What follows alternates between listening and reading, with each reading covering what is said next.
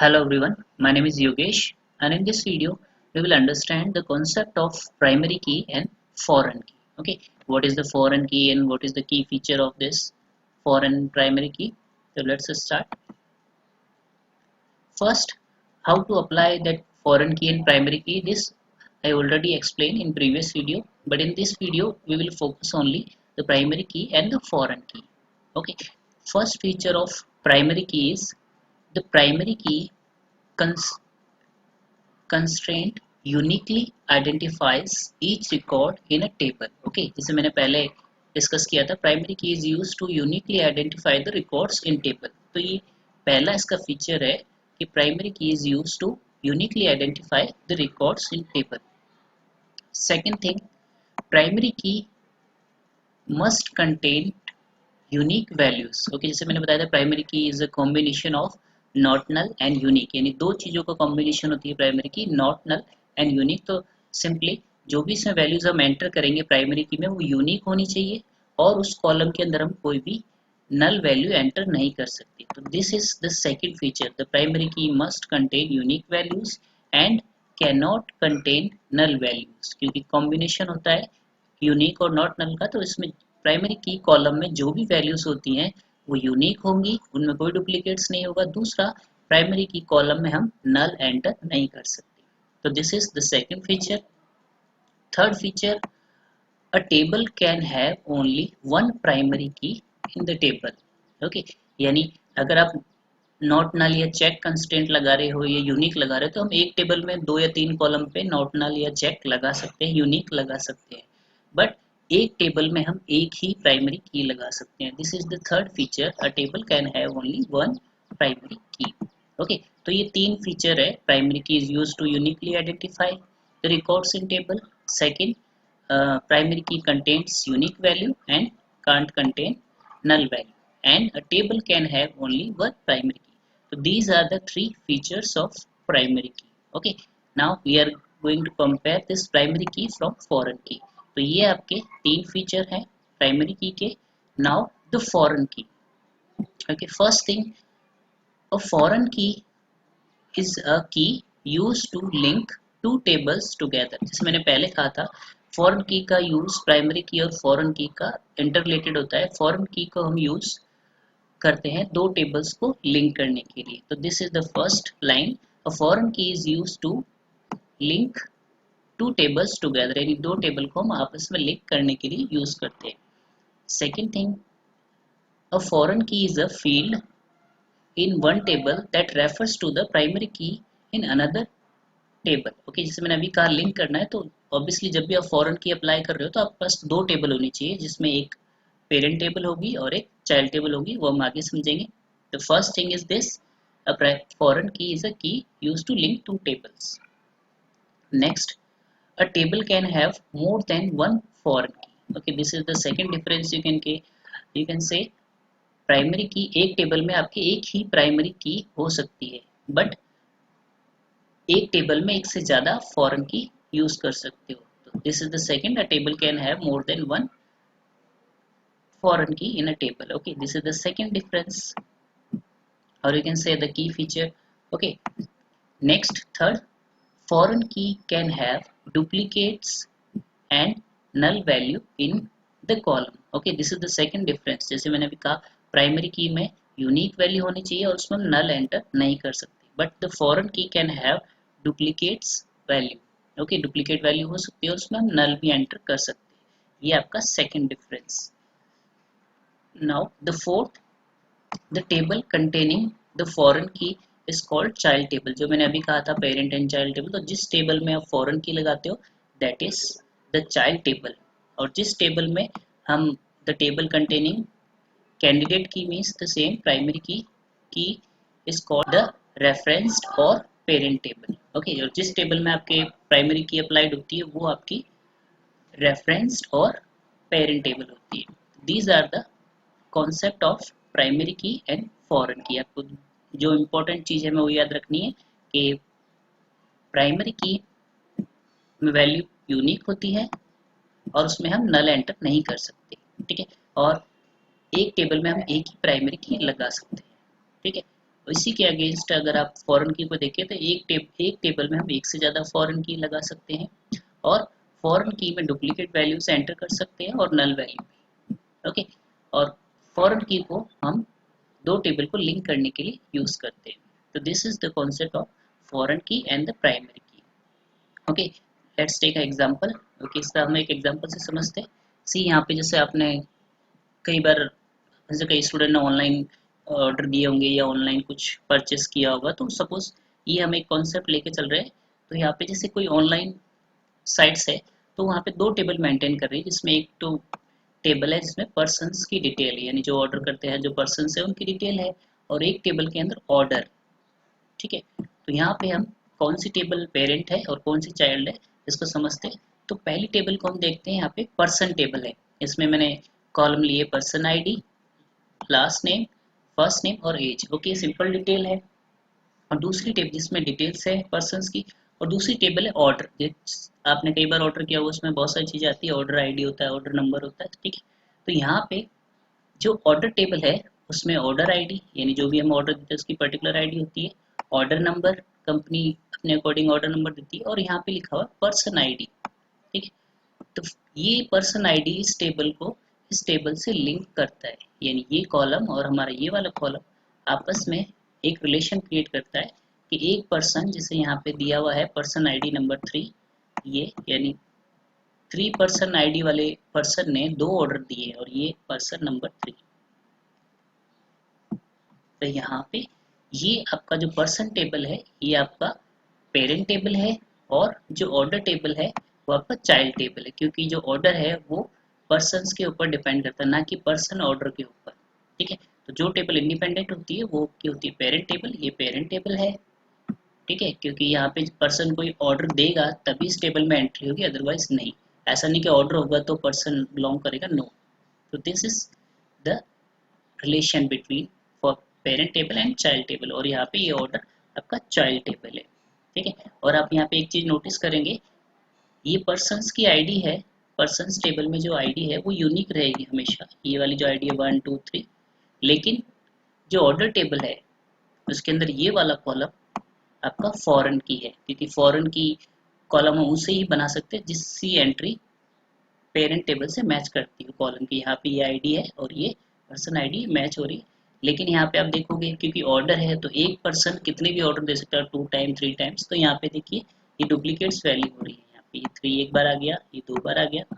तो जो डेफिनेशन है उसके अकॉर्डिंग डुप्लीकेट वैल्यूज भी हो सकती है और नल वैल्यू भी हो सकती है। एक और इम्पोर्टेंट चीज, जो फॉरेन की कॉलम है उसकी वैल्यू पेरेंट टेबल के कॉलम से ड्राइव्ड होती है। ड्राइव्ड मीन्स इस कॉलम में वही आईडी होंगी जो ऑलरेडी इसके अंदर है। ऐसा नहीं कि यहाँ पे 3 ही आईडी है और यहाँ पे मैं 5 नंबर की एंटर करूँ, it is not possible.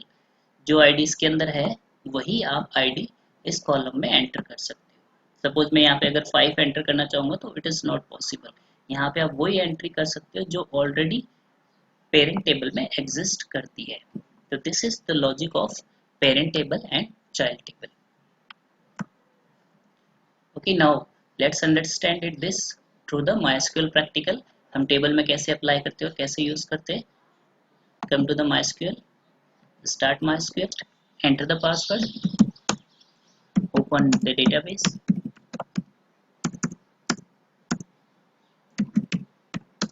Okay, now we have to first create a parent table. Okay, parent table बनाने के लिए मैंने ऑलरेडी एक टेबल बना रखी है। फर्स्ट टेबल मैंने बनाई है EMP। ओके, मैंने ऑलरेडी एक टेबल क्रिएट कर रखी है, ये EMP। तो we will consider this parent table. ठीक है, यहाँ पे मैंने कॉलम बनाए हैं ID, name, department and salary. ठीक है, और इसमें मैंने एक बार स्ट्रक्चर चेक कर लेते हैं। DESC EMP टेबल का नाम है। यहाँ पे मैंने अभी कोई भी की अप्लाई नहीं की है। ठीक है, तो यहाँ पे हम ID कॉलम पे प्राइमरी की अप्लाई करेंगे। ओके, तो कैसे अप्लाई करते हैं, टेबल क्रिएट करते समय कैसे अप्लाई करते हैं वो मैंने बताया है ऑलरेडी। अब अल्टर टेबल से अप्लाई करते हैं, क्योंकि मैंने टेबल ऑलरेडी क्रिएट की है, तो क्रिएट करने के बाद आप अल्टर टेबल से अप्लाई कर सकते हो। और टेबल क्रिएट नहीं की है तो क्रिएट टेबल कमांड के साथ में आप अप्लाई कर सकते हो। ओके, तो alter table EMP simply add primary key. Okay, okay, कौन से कॉलम पे अप्लाई करनी है हमें? आईडी कॉलम पे। हमने आईडी कॉलम पे अप्लाई कर दी, semicolon, now enter. Okay, query okay हो गई। अब हम स्ट्रक्चर चेक करेंगे। नाउ सी, यहाँ पे हमारे पास प्राइमरी की अप्लाई हो गई। तो यहाँ पे एक बार टेबल को वापस से डिस्प्ले कर लेते हैं।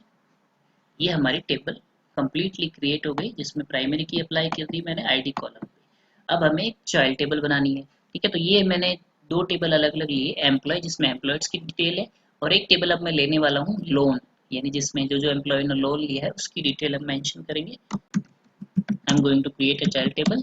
ओके, यहाँ पे हम टेबल क्रिएट कर लेते हैं।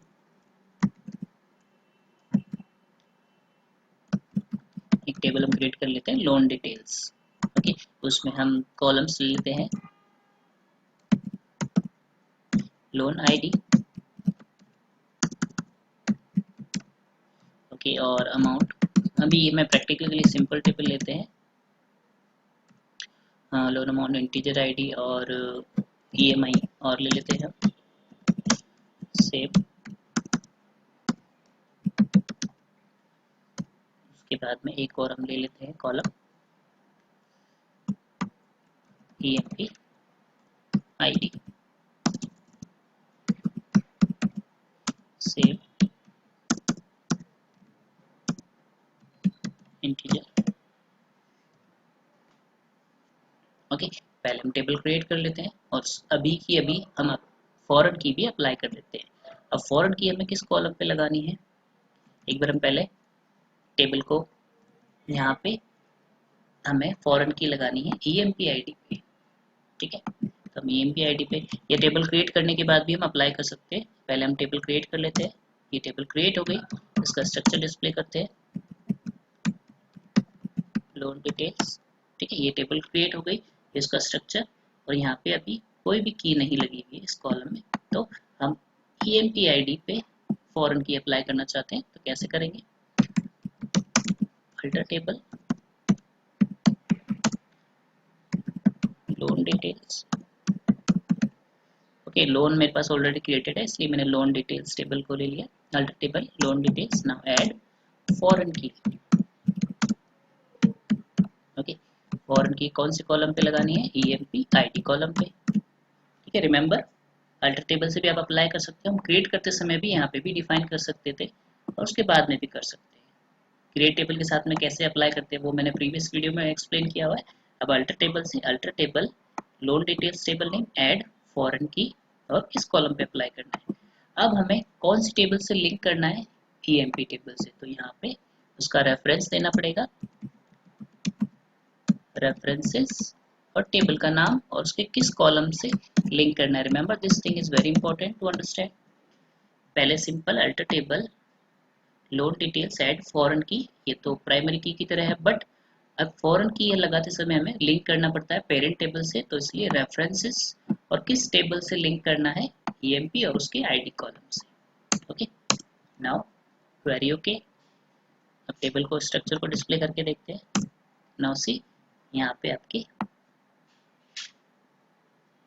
फॉरेन की अप्लाई होगी। ओके, अब इस टेबल में हम एक एंट्री करके देखते हैं।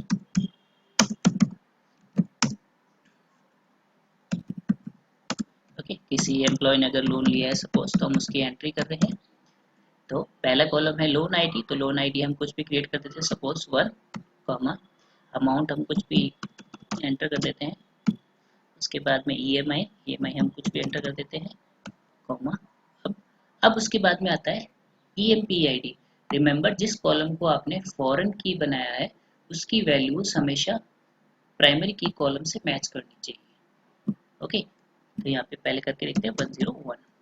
ठीक है, something is missing, a few word values is missing here, values now। Okay, अब हम टेबल को डिस्प्ले करते हैं।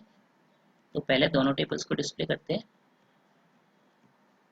ईएमपी टेबल को डिस्प्ले कर लिया, उसके बाद में लोन डिटेल्स को डिस्प्ले करते हैं।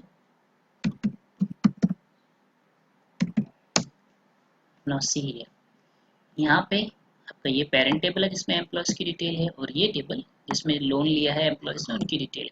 तो मैंने फर्स्ट एंट्री की है loan ID this, amount this, EMI this, और ये आपका ईएमपी आईडी, यानी ये लोन किसने लिया है? इस एम्प्लॉय ने लोन लिया। यहाँ से इससे पता चलता है कि ये एम्प्लॉय है। तो ये एक कॉलम है फॉरेन की कॉलम, ये वाला, और ये प्राइमरी की, जो दोनों को आपस में लिंक करते हैं और इनकी वैल्यूज हमेशा एक दूसरे से ड्राइव्ड होती है। यानी ये फॉरेन की वैल्यू इस प्राइमरी की कॉलम से मैच करती है। यानी 101 है तो इसमें होगा, तभी आप एंटर। ऐसा नहीं यहाँ पे 105 तक ही एम्प्लॉय है, आप इसमें 106 करना चाहोगे इस टेबल में तो अलाउ नहीं करेगा, क्योंकि 106 एम्प्लॉय इस टेबल में है ही नहीं। इसका ये एडवांटेज है फॉरेन की एंड प्राइमरी की का। सपोज हम करके देखते हैं 106, यानी एम्प्लॉय है नहीं 106 और हम उसको लोन दे रहे हैं, तो ये अलाउ नहीं करेगा। लोन एंट्री हम कर रहे हैं बाय मिस्टेक गलत एम्प्लॉय आईडी से, तो ये अलाउ नहीं करेगा। लेट्स सी, एक एंट्री करके देखते हैं। सपोज यहाँ पे ये वही एंट्री है, इसको थोड़ा लोन अमाउंट चेंज कर देते हैं, लोन आईडी भी चेंज कर दिया। बस यहाँ पे ईएमपी आईडी सपोज मैंने 10, इस टेबल में तो 5 तक ही है, मैं ऐसे एम्प्लॉय के कर रहा हूँ जो है ही नहीं कंपनी में या एग्जिस्ट नहीं करता टेबल में, तो ये अलाउ करता है क्या? प्रेस, यहाँ पे मैंने क्वेरी वही है, insert into loan details and values, लेकिन मैंने यहाँ पे 106 लिखा है। 106 एम्प्लॉय है ही नहीं प्राइमरी टेबल में, इसलिए ये अलाउ नहीं कर रहा। कैन नॉट ऐड और अपडेट चाइल्ड रो और फॉरेन की कंस्टेंट फेल, क्योंकि मैंने अभी जैसे कहा ये दोनों वैल्यू आपस में एक दूसरे से ड्राइव्ड होती है। यानी इस कॉलम में आप वही एंट्री कर सकते हो या वैल्यू वही हो सकती है जो इस कॉलम में ऑलरेडी एग्जिस्ट करती है। यहाँ पे मैं 101 किया तो इजीली एंटर्ड हो गया क्योंकि यहाँ पे है, लेकिन मैंने 106 किया क्योंकि ये वाला कॉलम फॉरेन की कॉलम इसमें 106 कर रहा हूँ तो अलाउ नहीं कर रहा, क्योंकि इस टेबल में 106 नहीं है। हाँ, 101 आप दोबारा एंटर कर सकते हो, जैसे मैंने कहा कि डुप्लीकेट वैल्यूज अलाउ करता है, क्योंकि लोन एम्प्लॉय एक बार भी ले सकता है, 2 बार भी ले सकता है, कॉमन थिंग है। देखो जैसे हम दोबारा करते हैं 101, उसने दोबारा लोन लिया है, एंटर। नाउ सी डन, मैंने यहाँ पे कुछ नहीं किया, दोबारा से लोन अमाउंट दिया लेकिन 101 को वापस दिया है तो अलाउ कर रहा है। नाउ सी डिस्प्ले करते हैं टेबल को, सी यहाँ पे 2 एंट्री हो गई लोन की, लेकिन सेम आईडी से, यानी एक ही एम्प्लॉय ने 2 बार लोन लिया है, यानी ये डुप्लीकेट वैल्यू अलाउ कर रहा है फॉरेन की, लेकिन प्राइमरी की अलाउ नहीं करता। तो this is the foreign key and primary की कॉन्सेप्ट। जो सेकंड मैंने कहा था, अगर किसी एंट्री को आप डिलीट करना चाहोगे तो अलाउ नहीं करेगा। सपोज जो यहाँ पे 101 की एंट्री एग्जिस्ट करती है और मैं उस एम्प्लॉय की डिटेल को यहाँ से डिलीट करने की कोशिश करता हूँ तो ये अलाउ नहीं करेगा। लेट्स ट्राई डिलीट फ्रॉम, कौन सी टेबल में से कर रहे हैं हम? ईएमपी टेबल में से, यानी इस एम्प्लॉय ने लोन लिया हुआ है और मैं इसकी डिटेल डिलीट करना चाह रहा हूँ यहाँ से, तो अलाउ करता है क्या? चेक करते हैं। डिलीट फ्रॉम अलाउ नहीं करेगा। Let's check delete from, table का नाम है वहाँ पे ईएमपी वेयर आईडी, आपको पता है एक सिंपली क्वेरी है 101, मैंने लिखा है delete from EMP where ID equal to 101, यानी मैं इस टेबल में से डिलीट कर रहा हूँ, एम्प्लॉय वाली टेबल जो है आपके पास उसमें से इसको डिलीट कर रहा हूँ जो कि पेरेंट टेबल है, तो ये आपको अलाउ नहीं करेगा। सी, लेट्स चेक, ये हमारी डिलीट क्वेरी आ गई, मैं एंटर करता हूँ, कैन नॉट डिलीट और अपडेट पेरेंट रो, फॉरेन की कंस्ट्रेंट फेल्स। ठीक है, ये अलाउ नहीं कर रहा है क्योंकि ऑलरेडी इसमें एंट्री रिलेटेड है। अगर कोई एंट्री रिलेटेड है तो ये उनको डिलीट करने की परमिशन नहीं देता है, क्योंकि 101 इसमें एंट्री है। हाँ, अगर आप 105 या 102 करोगे वो डिलीट हो जाएगी क्योंकि यहाँ पे इससे रिलेटेड एंट्री नहीं है। ट्राई करके देखते हैं, 101 की जगह मैं 105 को डिलीट करता हूँ, enter. Now see successfully delete हो गया। अगर कोई एंट्री आपस में इंटर रिलेटेड नहीं है तो ये उनको अलाउ करेगा डिलीट करना। Now see display the table, देखो यहाँ पे पहले 5 एंट्रीज थी, यहाँ पे 105 को मैंने डिलीट किया, डिलीट हो गई क्योंकि लोन टेबल में उससे रिलेटेड एंट्री नहीं है। सी, क्योंकि यहाँ पे 101 ही है। अगर यहाँ पे मैं 105 की भी लोन वैल्यूज एंटर कर देता तब ये अलाउ नहीं करता। तो this is the advantage of primary key and foreign की। दोनों टेबल्स को आपस में लिंक कर देते हैं ताकि उनकी एंट्री आपस में, ये डिलीट करना भी अलाउ नहीं करता। ओके, और कोई एंट्री आप ऐसी हो जो इंटर रिलेटेड नहीं हो वो आप इसमें एंट्री कर सकते हो। सेकंड थिंग, आप डिलीट कर सकते हो बट उसके लिए जैसे मैंने कहा प्रिविलेज या उसके अंदर आपको रूल्स डिफाइन करने पड़ते हैं। उससे क्या होता है, जैसे मैं 101 को यहाँ से डिलीट करूँगा update on cascade, update on delete option होता है, वो आप अप्लाई कर सकते हो। ऐसा करने से जब आप यहाँ से ये एंट्री डिलीट करोगे तो इस टेबल में से भी ये एंट्री डिलीट हो जाएगी, ये ऑप्शन होता है। ओके, तो this is the concept of primary key and foreign की। I hope you understood all. Thank you very much.